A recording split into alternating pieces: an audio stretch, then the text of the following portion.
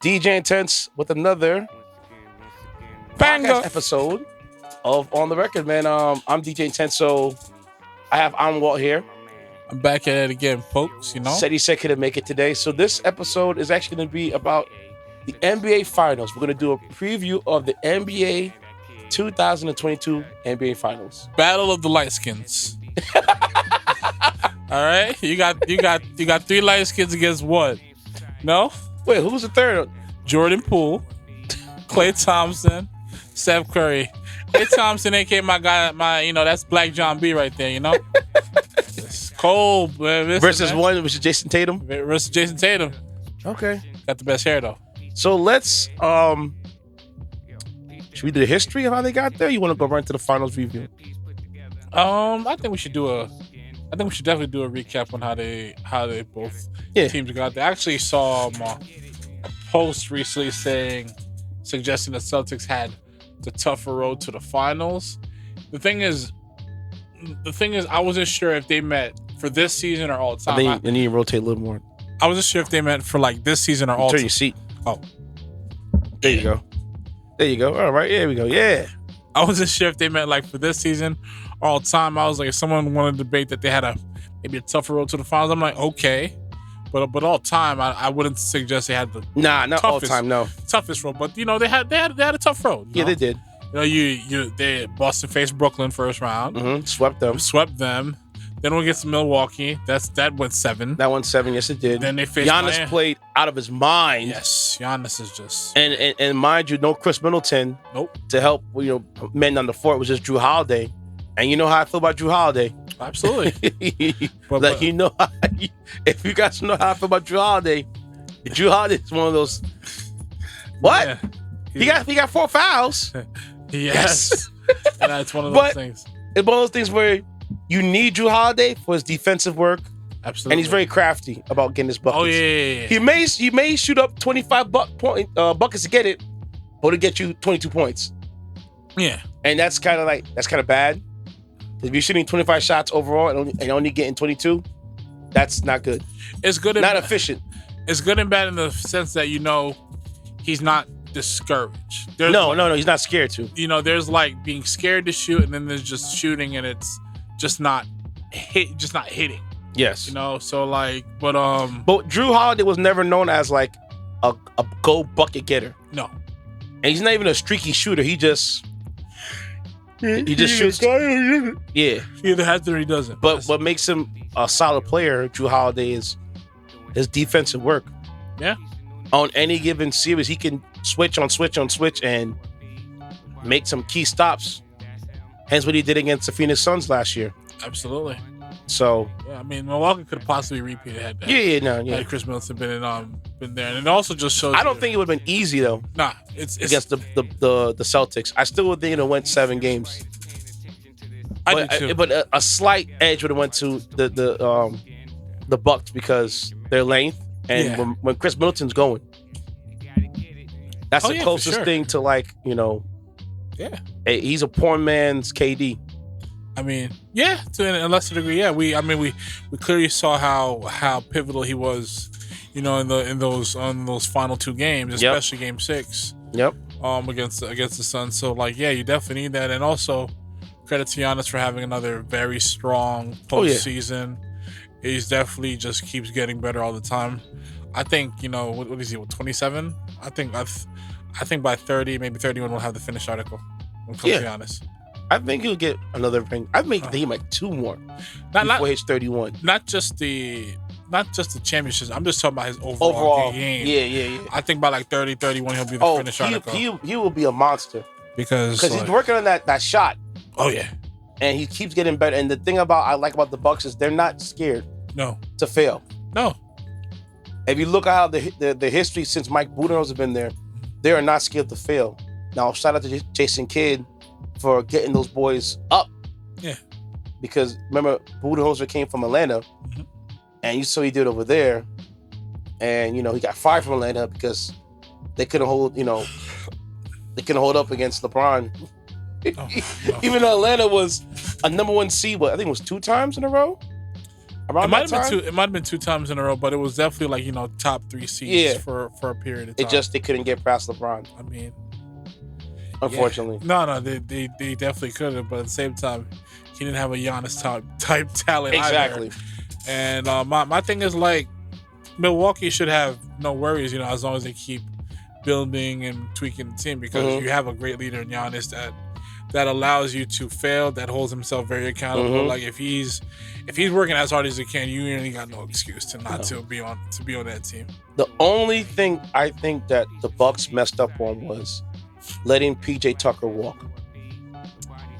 Honestly, I get it. You wanted to get Grayson Allen and get somebody younger, but with Tucker, you could have given him another year deal.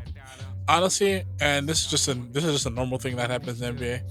It's very hard to keep every single player that's just won a championship. You're right. It is. It's hard. Even with the cap going keep that continues to go up year in year out. Normally, I do like to see the championship team from top to bottom come back, and that team is kept, even if you do add some pieces in areas that you feel that you need to address. But it's just so difficult. Because now everybody's stock is up. Oh yeah. Everybody's trying to get paid. And everybody's trying to get paid. I feel like they could have given Tucker, that Miami deal, and he would have stayed. I don't know why they wanted to get cheap, but it is what it is. You know how teams do sometimes. Yeah. Just ask the Oklahoma City Thunder. They didn't want to pay $1 million to keep James Harden. Yeah, I mean, think about that. I mean, as far as I'm concerned, they should just go back to Seattle. Yeah. It's funny thing is, I read in an article, supposedly the NBA is going to have 2 more expansion teams in Las Vegas and Seattle. And basically 2 teams from the West are moving to the East. Okay, I like that. So I believe Memphis was one of the teams supposed to move from the West to the East. The NBA Finals in Vegas. Can you imagine? Woo! My God. Because remember, the Golden Knights was there first. Sure. And then came the Raiders. And now you're going to have them. Pretty soon a baseball team might come in there too, but I don't know. Baseball. Listen, if that happens in the next 3 years, it could happen because people were scared of players, gambling. That was a whole big taboo. But with all the sports teams in bed with these gambling websites and making the revenue, it's just astronomical. All these players would be fools to be caught red-handed. Just ask Cameron, Oh yeah, fool. I mean, if you really wanted to be smart, you could have had a decent friend, with you, gambling for you. Yes. And you could have just given them a good, maybe half, maybe a majority. I'm going to give you 10% or 20%. Okay. Whatever it is. 20, 25%. But still, let's be mindful. But we're getting ahead of ourselves. I feel you. So that's the rumors that I had, because Seattle's been begging for a team, and they had the Thunder, which then would move from Seattle to OKC, and you know how that goes. Okay, so was it gonna be now the Seattle Ultrasonics? I don't know. It might be the original team, Supersonics. We don't know. Could be. So we'll see what happens. I think MJ did that when the Bobcats went over, and then remember these were the New Orleans Hornets, and they changed their names to the Pelicans, and then MJ bought the Hornets names back. Pelicans is trash. That's a trash name. I'm sorry. Hey, it's baby. The bird, man. Have you seen the mascot? I have not. I'm gonna share a picture of the mascot. Oh man, I'm sorry. New Orleans Pelicans. I am. Ooh. And it's arena name. You know what its arena name is, right? The Smoothie King Arena. Sure, they could have chose something else. It's what gets endorsed by the the company. New Orleans Titans, something else. So they did that, and then they end up facing the Heat in the conference finals. Yes, and that was just an incredible series. Oh yeah, definitely a definite grudge match. Yeah, for sure. Grueling. Oh yeah, I think Boston had 2 chances to end the game early, that series early, but Miami's toughness and grit and the IQ and mental fortitude helped them push it to Game 7. thing is when you're dealing with teams like that, especially when you have like a personality like Jimmy Butler, it's infectious. Like even players who've been struggling, eventually I'll be like, yo, we gotta step up. Yep. And with everything that transpired in that game, Miami could still pull it off. Yeah. And won, which is the scary part. Yes. Because they've been outplayed, especially in that game, and they still had a chance to win it, to win the series. Now, mind you, Boston went on that incredible run in the first quarter and never looked back. No. And Miami was like, we're not leaving. No. And mind you, I think at one point Miami only had like 4 assists, and they were still down by 10. So basically, it was a bunch of iso ball and going to the rack and winning by 2s. Because by the 3 ball, they didn't have the 3 ball in the game at all. They was trash. It was like overall, like 3 for 29. It was so bad. It was terrible. It was really, yeah. So basically, a bunch of 2-pointers in Boston jacking up shots. And granted, there were some players that were wide open, but maybe that game 7 fatigue settling in, and yeah, that was a night to forget from 3-point line. Oh yeah, on both ends. And with Boston, especially Boston, Marcus Smart. They left you wide open for a reason, Marcus Smart. You have to be smarter than that, Marcus Smart. If they're leaving you open for the 3, take the ball into the hoop and kick it out. Yeah. Give someone else a better shot to make the 3. Or just get a 2 bucket in. Fact. The time was on your side. You were up 13 minutes, 14 points with 3 minutes left to go. And you got it cut down to 2? That's one of the points Shannon Sharp was making. He could have cost him that series at the end with the shot selection. Because my thing is like, yes, at some point when you get the ball, you got to knock down some shots. But in those moments, no, you make that defense work. Yes, you're not gonna bail them out, because if they want you to shoot, you don't bail them out, especially if your shot ain't hit. No, exactly. You go to that rack. Whoever decides to commit, you find the open man. And guess what? If you go to that rack, let them foul you. Facts. Because they had 2 players that was on their last limb of being fouled up. Kyle Lowry. Facts. You think you got to put as much pressure on that defense as possible. There is no bailouts. There is no they secure a nice defensive rebound and they're off to the races trying to score buckets. Score buckets and cut down the lead. Bro. Nah, you don't do that. Milk the clock. Facts. Because there was some possessions where it wasn't even in like the 10s. 12 seconds left in the shot. No, milk it. Yeah. Milk it down to 1. I don't care if you get a shot clock violation. Yeah. The clock's against them, not us. That's what I'm saying. Yeah, it's just honestly, it's those moments.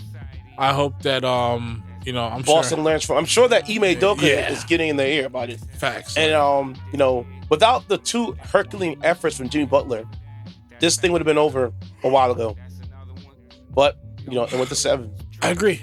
And the Celtics became the Eastern Conference champions, with Jason Tatum winning the inaugural Larry Bird Award for the best player in the conference. That's cool. Very cool. Mm-hmm. Flop over on the other side. Yeah, the Warriors. Yep. I think the Warriors finished 3rd, right? Yeah, I believe they finished like 3rd. 3rd seed. Conference, yep. The first matchup they had was... I think it was Denver? Yeah, it was Denver. Mm-hmm. And they basically beat up on Joker. Mm-hmm. It was basically Joker and the Jokettes, the Nuggets. I know they got a game because they are a professional football basketball team, but Joker couldn't only do so much. Yep, you're right. And the thing I hate about one thing I hate about the MVP voting, and with sports nowadays, sports, especially in basketball, gone are the days of the players of a one-man army beating you. Yeah. It's a team. It's always been a team game.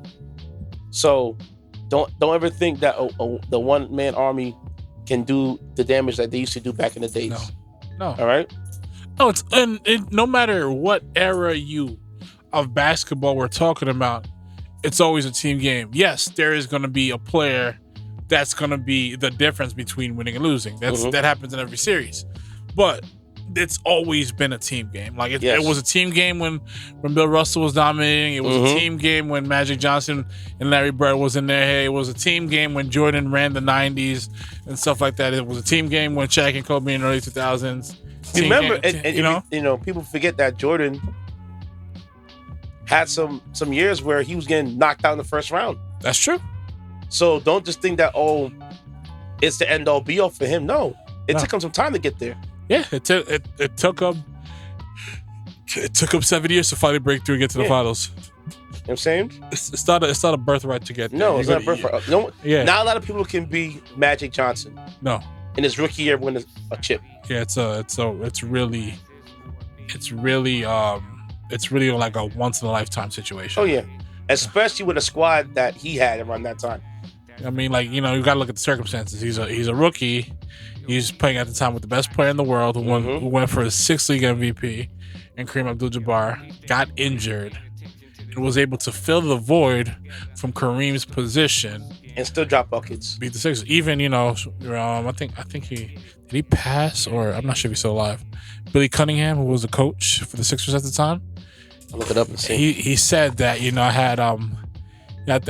said.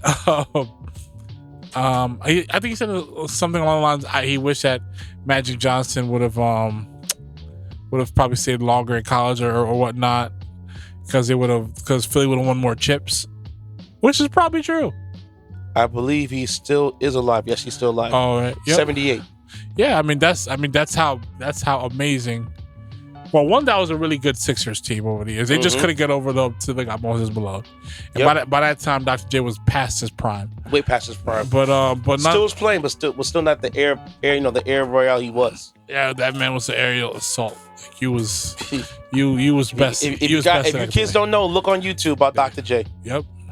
It has one of the most iconic plays you'll ever see. When he rocked the baby. Oh, them dunks. See, that's another thing we don't talk about. A lot of MJ's game is derived from Dr. J and who else? One of his favorite players, David Thompson, who was a great dunker. When you look at the way, and both things that MJ and Dr. J have in common are the hands. Yeah, they both have big hands. You can't teach that. But like when you look at some of the ways they attack the rim, some of the difficult layups around the rim and stuff like that, you could put them side by side. It's like you're watching. It's like a mirror. Yeah, it's their God-given gift. Like, I'm sorry, like that play of him going baseline, behind the hoop, behind the backboard, and still finishing, is like what, top 3 all time. Yeah. That right there is just like, how many players can go baseline under the backboard and still be able to make the shot underneath the rim? It's not like it's guys understand how difficult that is. He literally went up in the air, but still baseline, and had his upper half under the rim, but his arm still under the basket, and made the shot in. I could only possibly see MJ doing that, purely because of his athleticism and hang time. But made MJ such a fair, like, MJ was like a cat getting up in the air.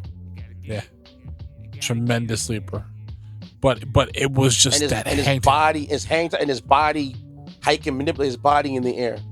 Because when you look at that signature play in the first championship run, where he switches hands and made the shot more difficult than it had to be. I don't know how many people, as he's doing it, everybody else is already down. Yeah. Like, it's just not. He was still going up. Yeah, that's just. Meanwhile, LeBron is more like a power guy. Yes. You know what I'm saying? He's you're not gonna stop him either. It's like one is a tremendous leaper who's able to be in the air longer than the other, while the other one is like LeBron is like jumping off like a trampoline, like literally jumping off a trampoline and just crashing the boards and getting higher than everybody else. It's unreal. That's all it is. Okay, so they went through the Nuggets. Back to our original topic. Went through the Nuggets. Then they faced the Grizzlies. I think it was 4-1, right? It was 4-1. I think so. Yeah. Then when it was second round. Yeah, it was Memphis second round. That was a matchup where I was like, okay, This should be the Western Conference playoffs preview, but it came early. Yes. Ja's not 100%. Nope. They end up winning the series 4-2. They could have easily lost that series 4-2. Yep. It was just that A, inexperience.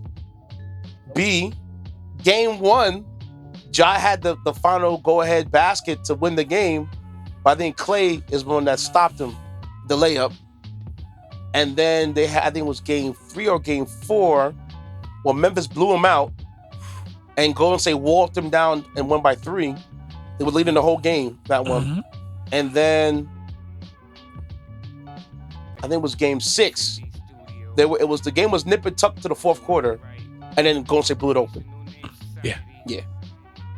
Follow that up in the finals, they get the Dallas Mavericks. And the Mavericks, to me, are just one of those teams where we're just here to be here.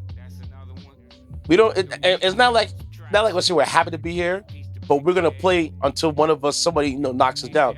Because realistically, I'm sorry to say, Game 7 against Phoenix, the Suns just had a terrible game overall, bro. Just from top to bottom, it was that I know every now and then as a player, shots not gonna fall, it's not gonna go your way, but the whole team just played like nothing was going their way. I don't know what it was. I don't know if it was just something happened in the water outside. Yeah, I have never seen Chris Paul and Devin Booker play that bad. They were terrible. That is the worst games of each of their careers. Yes. I've never seen nothing like it. It was. Yeah, it was bad. I can't. Very bad. Yeah. Then I'm the stats, what they put up combined, what they put up separate, it was pretty pathetic. Pathetic. There's no other way I could put it. They didn't end up losing by 50, or they lost by 40. I think. Let me look it up. I don't know if that final the point difference was that at the box score, but you're right as far as the game, the score probably was closer than the game ever was, pretty much. If you right now, we could safely say the Mavs won that game by halftime. Yeah, that's how bad it was. It was 123-90. The biggest lead was 46.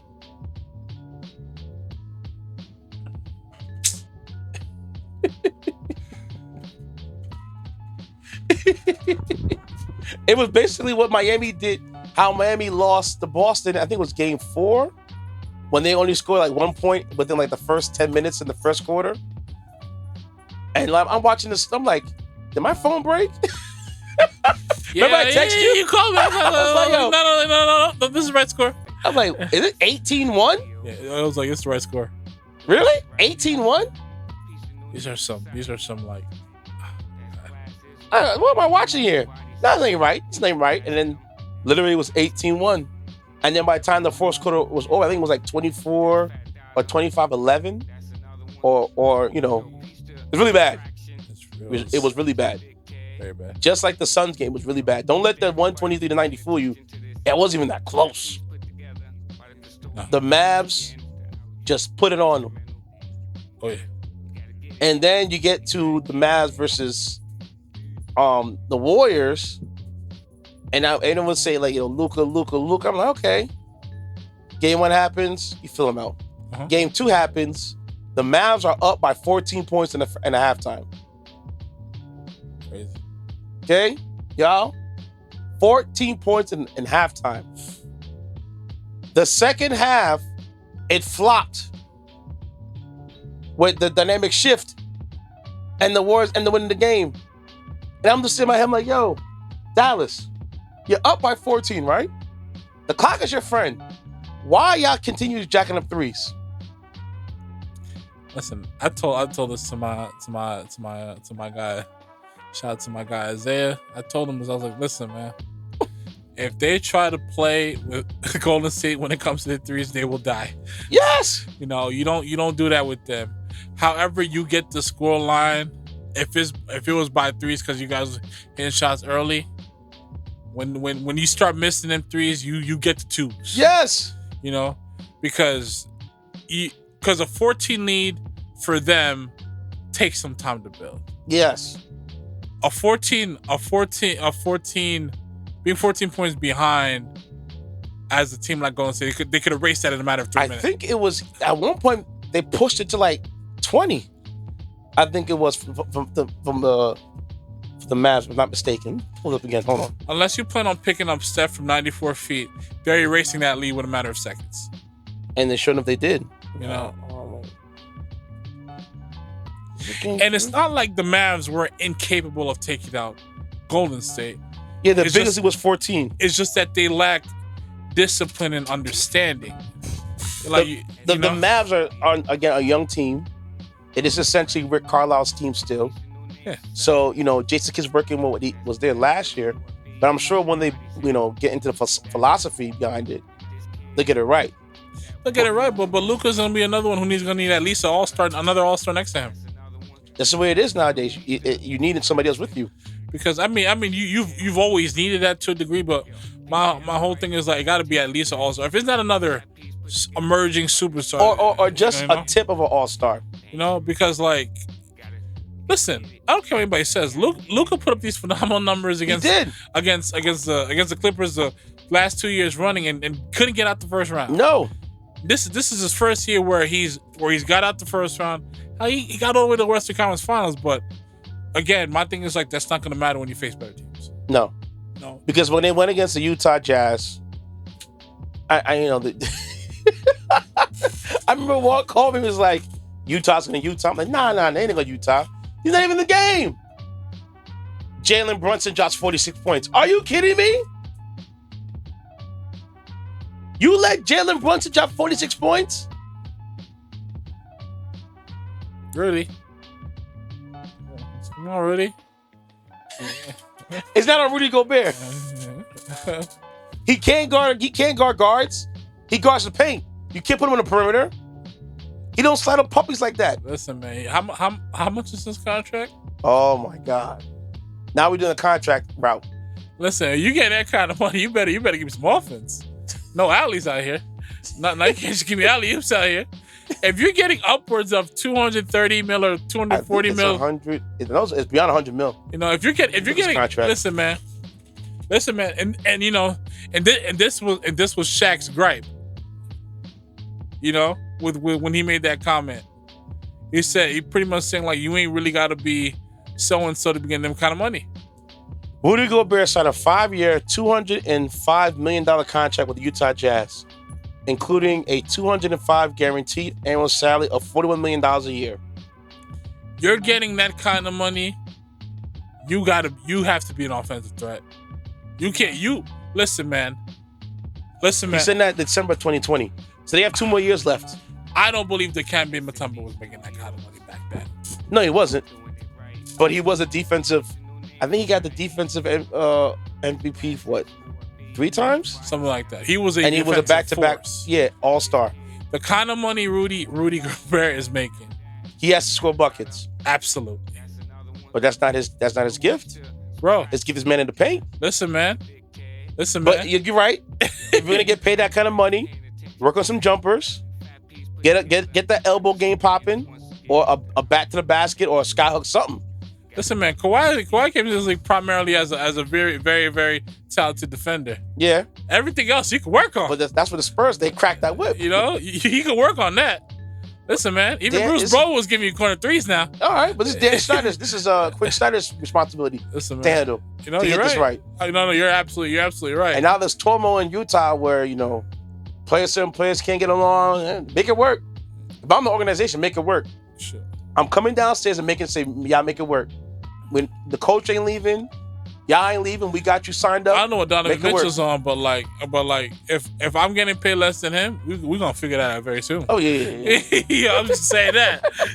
Yeah, that's all I'm saying. I ain't pocket watching. I'm just saying. For those who watch and know basketball, when you're on those kind of dollars, there are high expectations. Yes, there is. Because I think every year his salary goes up to start at $36 million, went 38 and 41. and there's gonna be like 42 by the time it's all over, said and done. That's insane. Don't hate him. Hate the team that made the contract. It's not his fault. No, listen, you're entitled. If they make the contract for me, I'm gonna sign it. I got no hate for Rudy Gobert, especially seeing another black man get money like that. You should maximize as much as you can. You know, even though there's a longer shelf life in basketball, you should maximize as much as you can in that time frame, and hopefully you manage your money right and all that good stuff. Mm-hmm. But when you look at other great players, like even though Shaq definitely got paid what he was worth at his time, and he was paid handsomely. But my thing is, like, when you look at it in comparison to the bigs he had to go up against versus now you can and that's another thing that's a bit deceptive too.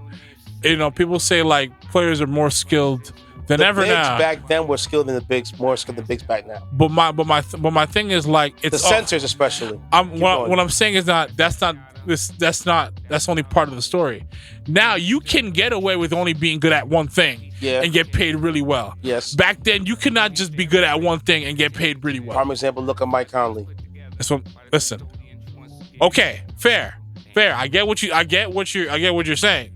At the time though, he was worth the money more so than Rudy Gobert is worth the money now. Yes. That Memphis team was going places. Mm-hmm. It was a talented team. It was getting to the conference finals as well.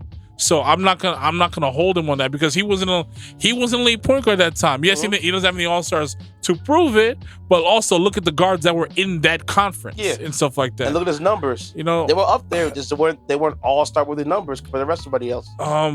But he had maybe 3 seasons where he should have been all-star. That's just my opinion. Yeah. But other than that, I could see some of the old heads being like, oh, this dude's getting bad. He can only do this. Mm-hmm. You know.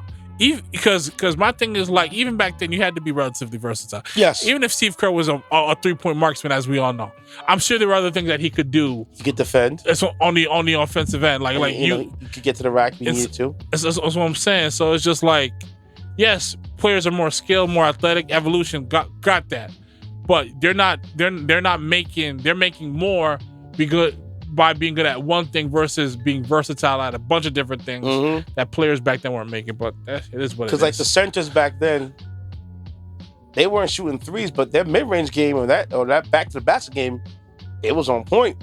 That's true. Look at Patrick Ewing. Oh yeah, absolutely. That elbow jumper, absolutely. Hakeem Olajuwon, Larry Johnson. Yeah, they made buckets. That's what I'm saying. While they were giving you boards. Yeah, and it was a lot more physical then too. A lot more physical then. If you get a chance, folks out there, there's a book called Blood at the Garden. Mm-hmm. ESPN Daily's Pablo Torre broke down the stomps of the book, and it was basically explaining of the Knicks and what Pat Riley was doing to make the Knicks how they were. And Pat Riley was like, when I mean Pat Riley eats, sleeps, drinks, has sex with basketball, like that's his first love. Like that Miami thing, that Miami culture down there is real. There's no jokes with that. Him and Zoe, that's what they do. Basketball for them is like breathing. And they were showing Pablo Torre met with the author of the book and was basically saying speeches that Pat Riley was giving. Do you know that Pat Riley at one point used to duck his head in the water, keep his head down for like 3 minutes, or a minute and a half to 3 minutes, come out and be like, down, that's how I want you to play. Yeah. There's a he was like, when he was intense, mm-hmm. He was very intense. He was so intense that he used to have tapes. He would show car crashes to the Knicks players. He would show Rams butting heads, just graphic things to get in their psyche to play hard and to play tough, and that was his thing. Oh, yeah. It's even so crazy. Against the Bulls, the year that remember when MJ went baseline and I think he dunked it on Patrick Ewing or something like that. Yep. He ran that loop for 6 minutes straight during a coach, like a players meeting. I can't blame him. You got to see that through. Yeah. He ran that thing for, think about listening to that thing 6 minutes straight over and over. And how does that make you feel? You're going to be upset. So whenever Jordan went against the Bulls, he's like, and then the Knicks, he was like, oh my God, here we go again. I'm not going to the paint. We're going to make these buckets outside because I don't want to get beat up. Because basically Pat Riley did what the Detroit Pistons did, but expanded upon it. Yeah. Like he was really, like, first of all, he was like, Pat Riley was pushing all the buttons. Pat Riley was like Bill Belichick back in the days of like pushing buttons, exploiting the rules. So like here's another thing what they would do back in the day because of Magic Johnson was whenever there was blood, you had to stop the game and get patched up and then we'll come back in. So he would make sure that his Knicks players had to make somebody bleed to get him out the game for a few plays. Even Miami when they had that bowl full of quotes and stuff like that, and then he tested them by saying like, you know, when they went up 3-2, because back then it was the format was 2-3-2, and so they got back into the series after being down 2-0 and took a commanding lead 3-2 going to Dallas, and he said, listen man, we only packing 1 suit. We ain't coming. There's no game 7 for us. This is our game 7. Like, mm-hmm. And you know that's another thing testing them. And you know they started a bit. The game started a bit rough for them, but you know they pulled it out. They pulled it out and they pulled it together. But like that's what makes the likes of Pat Riley great. You know, and you're able to challenge your players and you know and have them and guide them to overcome adversity. That's a great sign of a leader. Yep. You always think that you need coaches like that. Do you know why he left New York? Nobody leave. So in the book they just said that he was growing tired of the constant losing. And what happened was that he was promised an ownership stake in the Knicks. Oh. And Dolan reneged on it. And his friend that was supposed to buy the Miami Heat didn't win the bid, but the guy who bought it was friends with the friend that wanted to buy the Heat. I believe they were roommates in college. Okay. Riley and this guy. So Riley calls a friend and says, hey, is that deal still on the table with the Miami Heat of me having ownership stake in the future and being the head coach? He said, yeah. Rest is history. Typical James Dolan. So James Dolan cost the Knicks Pat Riley. I mean, that's okay. That's okay. Listen, man. What was the Knicks' loss is Miami's gain. There you go. You know, because at the end of the day, the Heat have been a first-class organization since getting Pat Riley, and you know they've been formidable throughout the 2000s as a force in the East. Even now, through the 2010s, now we're in the 2020s, and they're still around. They're still around. They're still doing great things. I think they will eventually, you know, win more championships, but it's just a matter of just like, you know, finding the right personnel as far as superstar talent, the right person to play in that, to you know, and not that system to be, I guess, a Heat player. Because it takes the type of player to play Miami. Yeah, not anybody can play in Miami. No, know what I'm saying. I always wonder about players who play in these, like, you know, cities that have, you know, accommodating, you know, lifestyles. Mm-hmm. You know, unless you're like laser focused, like even if you still have, you know, a personal life, a nightlife, and all that stuff like that, unless you're laser focused on business, I don't advise players to live and play there. No, like what I mean by laser focus, I mean like, you know, damn near unapologetic like Kobe Bryant type focus. Yeah. Like, even though there's a lot of distractions in Miami. Absolutely. Absolutely. Even though, you know, that's why your boy Stevie likes Miami so much. Absolutely. He got the finals he wanted, but meanwhile it was in a bubble. Yeah. He was sick. He was absolutely sick. I was like, Steve, you got the finals you wanted. You know? But he hated it. He was so pissed. He's like, the perfect finals. La and Miami. Yep. And I'm stuck in Bristol, Connecticut. Yeah, man. Listen, man, don't hate on the suburbs, man. You got it good out here. What are you talking about? You're safe. But it's like, but my thing is like I said, rest in peace, Kobe Bryant. But like, we didn't have to worry about him because and you know how many distractions are in LA. Like he was laser focused at the testing, even though that was ultimately home for him. Once he became a professional and all that other stuff. But it's just like he was laser focused. Players like that can play anywhere. Oh yeah. But players like as we seeing right now, i.e. Ben Simmons, I wouldn't put him in that world. I wouldn't do it because the evidence suggests that he possibly could get caught up in all the wrong things. Listen, he hasn't shown me anything different yet. Yeah, he had a successful back surgery. He did.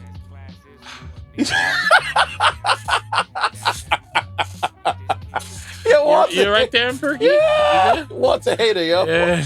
Walt's a hater. I'm not a hater. Walt's a hater. No, hold on. Listen, y'all. Walt is not ultimate, at all. Not at all. He's a troller. No. He's trolling you. Don't let him fool you guys, man. Listen, I know this man. When you're 6'10", here he goes, and you can run the floor from a point guard position, and you're an elite defender, and you've chosen not to improve your shot, which has affected your confidence on the court of taking shots in big moments. That's on him. You got nothing but yourself to blame. You get paid to stay in shape and play basketball at the highest level. So I don't feel sorry for you, man. I don't. You're getting paid a lot of money. You know how many players would cut their nose off to get in his position? To be in his position right now. Oh, yeah. All right, well, get back to the Warriors. So the Warriors, they meet up with Dallas, and they won it in 5. Dallas could have won 2 games. But they played silly basketball. For sure. I came across silly basketball because the game where Brunson, if I told you 3 players gave me 80 points, you would think I would win that game handily because the others can at least contribute 30 points. More often than not, yeah. The others only make 20. And 2 of your starting players went over. How can I win a game if 2 of my starting players go over? And you're not getting, it's not like you stuff the stat sheet with like rebounds, blocks, steals, assists. Nothing. When you turn overs into offers, you'll win. They went over. Man. What am I going to do with that? Sometimes you throw bells at Super Mario. You gotta keep going. Keep it going, man. Oh my God. Well, duck, goose. Basically what happened. So, yeah. Now we're into the finals.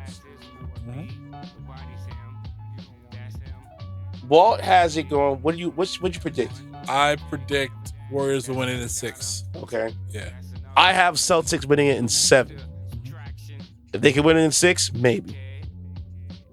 Your reason for the Warriors to win it all? My reason being experience. It's one of the most overlooked aspects of the game. I think the way Steph is playing at this level, I think he's finally gonna be the undisputed difference in this series. I also think inexperience could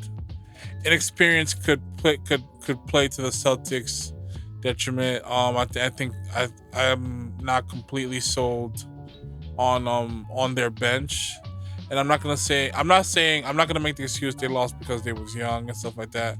I don't use that as an excuse because once you get to the pinnacle of your sport, it's not a guarantee you'll get back. Mm-hmm. So however you play is however you play. Okay. In my opinion. I have the Celtics winning it because I feel that the Celtics under Ime Udoka has made that team a whole 180.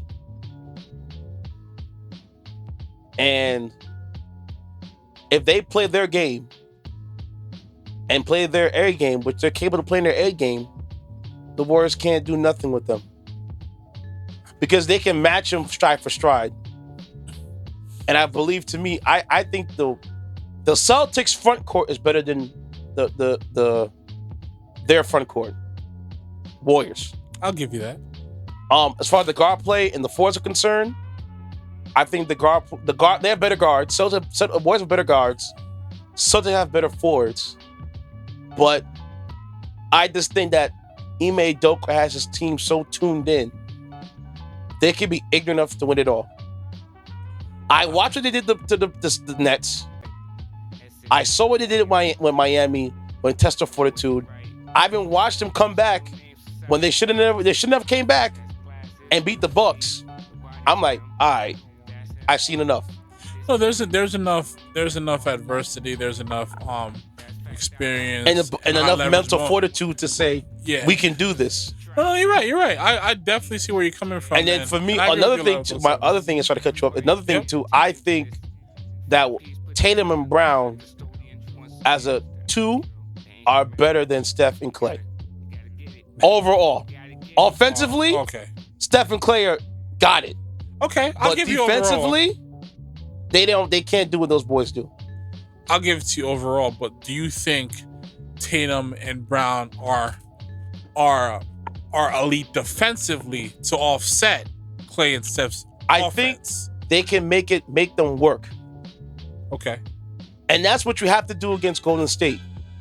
You can't let Steph and just, linger around. You can't let him linger. They got to speed up Steph's play. You got to make Steph work hard, see demons. Basically, you got to do what Steph, what y'all did to KD, do that to him. My thing is, like, you got to be... But I doubt they could do it to him, but you got to make him just speed up the game and make him work. You got to get him different looks. You got to be willing at times to pick him up from 94 feet. Yep. You got to... When he does not have the ball, you have to be willing to follow him everywhere, chase him everywhere, fight through screens, possible picks.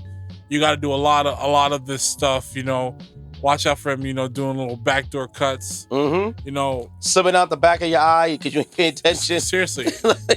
You got to make sure you watch it because this dude, moment he'll be there and then you're facing the ball. Yeah. And before you know it, when you turn around, he's over there and like, oh, crap. And you got to do majority of this work and try not to foul. Yes. That's true, because my thing is, if you're going to foul him, you might as well just put two on the board. Now, is Steph the same play he was that first or second Warriors run? Because the three ball ain't falling like it used to. And the field goal is not what it used to. So you're starting to see a little bit of Father Time coming into effect. It's a little bit, but I think he's still a better player. Yeah, he's a great player. He's still I think he's sharper than he was before. Yes, the three ball may not be falling like it used to, but my thing is like even last year's version of Steph, had that team been better, he probably could have made a case for another undisputedly MVP season. Well, he did win the scoring title last year, right? I think. Yeah, he did. But that version of Steph still could have made a case for possibly undisputed league MVP title. That's how good he was playing last year. It didn't reflect it because the team wasn't winning. Yeah. But this Steph is still as dangerous. Steph, I think the way Steph's decline will be he'll still be playing great basketball. Maybe not. He won't be a superstar, but he'll be a high quality all-star. He may, for his decline. I think that's what it'll be, because like the way he plays his game, the last thing that's gonna go is your shooting. Yep. Your legs might go, you might still be a little slower, injuries might start to pick up, but your shooting, it's still gonna be there. It's still gonna be there. Just ask Kyle Clover. That's what I'm saying. Can you imagine him on that team, bro? The wide open looks you would have gotten. That's what I'm saying. Now, also for me, another reason why I have the Celtics, because Clay is not the old Clay. No. And that's the one to me, like, I don't think Clay can offset what those boys are going to bring to him. No, not by himself. Definitely not by himself, and definitely not a team mentality. But I don't think they can offset what Clay does. No, they're not. But like and this is why this is such a great matchup. Yes, because we're going to be very intrigued to see what Boston's going to be like. What you think we're gonna double you? Nah, bro. We gonna me and you, bro. Yeah, it's me and you. Yeah, that man-to-man defense got to be. And they can do it. They can do it. They definitely. That's why I look at Boston like they're one of the best two-way teams that plays. Mm-hmm. And you know, Draymond gonna be the bully down there. You got to go against Horford, who's just as crafty, and Robert Williams and Greg Williams. Draymond, you got your night cut out for you. To me, the key matchup I think is gonna be between Smart and Jordan Poole. Yeah, well, because I think whatever that third person does, offensively is going to be different. See, shout out to oh my God, this guy's name, man. He's one of the refs that come to the gym. Mm-hmm. His two X factors for both teams were Jordan Poole, Peyton, the second. Fair. And what is the big boy going to do for the Warriors? God, what's his name? The center. Why drawing a blank? Drawing a blank too. I don't know what you're talking about. Just gotta look him up. Damn it. But yeah, I think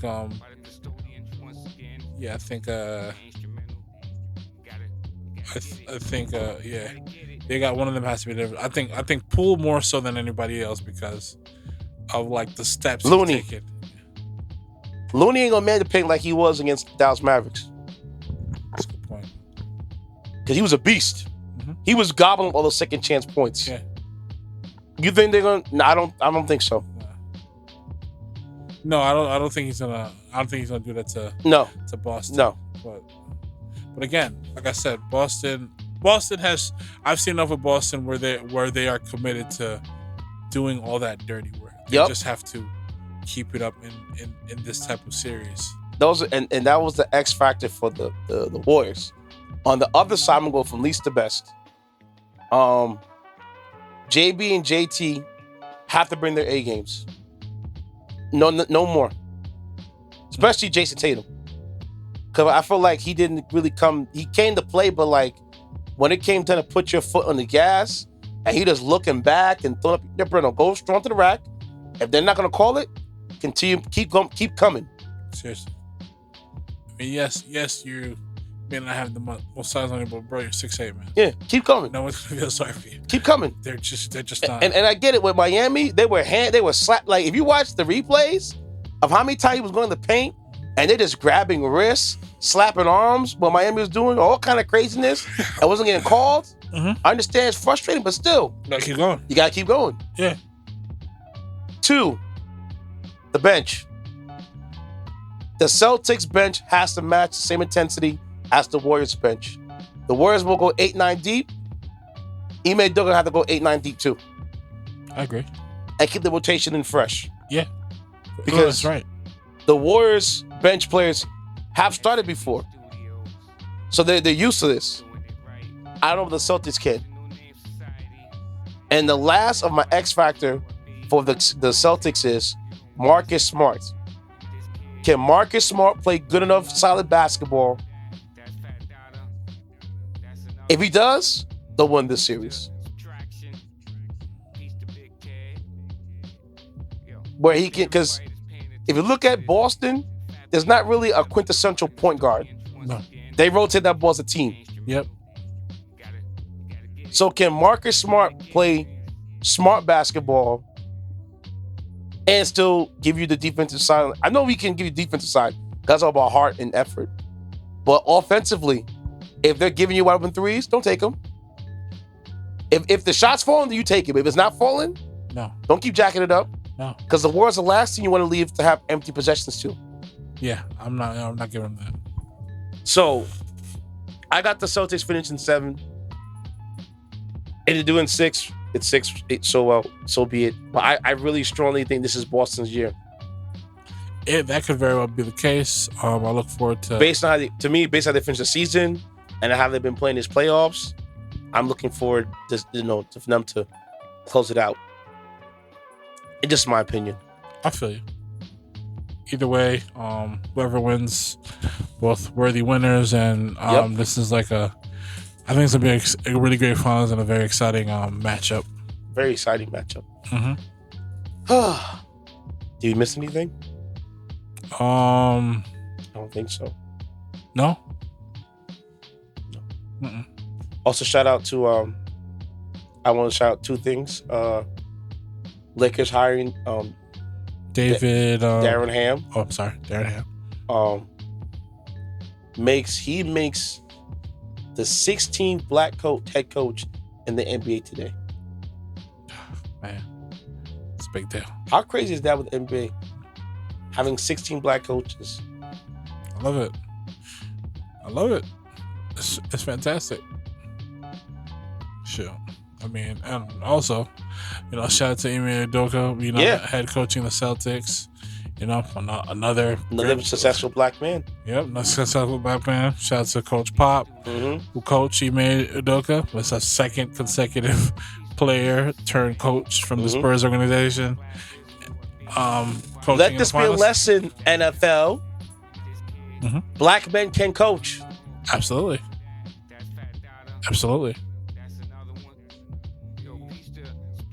Yeah, I agree. Like, I'm saying? I agree. It can be done. It can be done. But again, it's like apples and oranges because two different leagues. NBA is a progressive league. The NFL is trying to be progressive, but that when they take a step forward, they do something that feels like they take 20 steps backwards. So it's just like, I mean. And another sad trails. Not happy, I would say happy trail, but a sad things that happened over the weekend. R.I.P. Marion Barber. Yes. He was a former Cowboys running back. He was found dead at his apartment in R.I.P. Jeff Gladney and his girlfriend that died this week in a tragic automobile accident.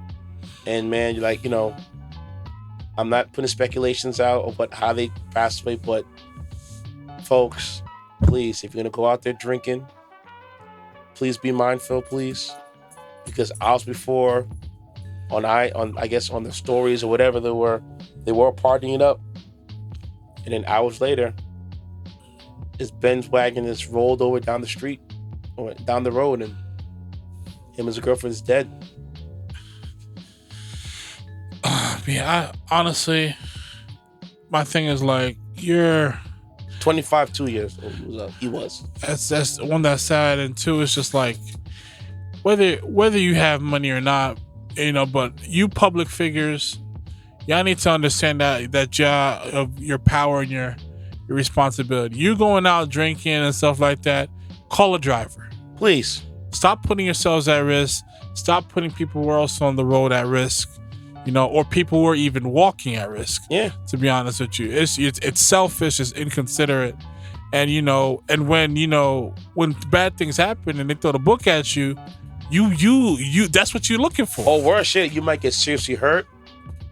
Yeah. Or death. Or dead.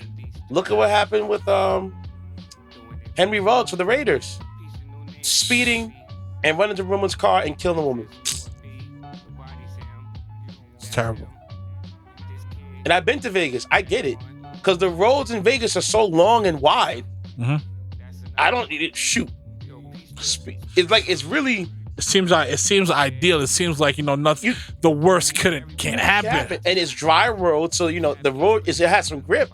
But if you're coming around the bend and you don't see the car coming in front of you, and I think at the time it was going like 160 miles an hour, when he hit the woman's car, it hit her like at 120. And he's still fighting this case now. It's not worth to put yourselves in those predicaments. No. For what? Especially if you're drunk. Yeah. And two 20-something-year-old people dead now. Sad. Give me your handle, buddy. I am _ WAL4Ts. I'm all on my IG, and also I'm Noir Kaiser 45 on Twitter. And I'm DJ Intense. replace the S with a C. This is on the record. Replace the C with a K. All one word, except for on TikTok. For DJ Intense, it's a DJ.Intense. And on Twitter, it's all the same thing.